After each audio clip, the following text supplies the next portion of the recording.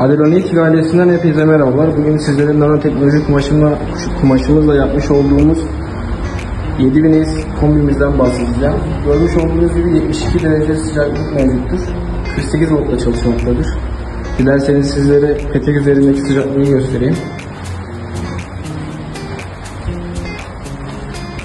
Şu şekilde 55-54 derecelerde. Cihazımızı yeni çalıştırdık. İlerleyen zamanlarda sıcaklık yükselecektir. Şu an yavaş yavaş yükseliyor zaten. Görmüş olduğunuz gibi.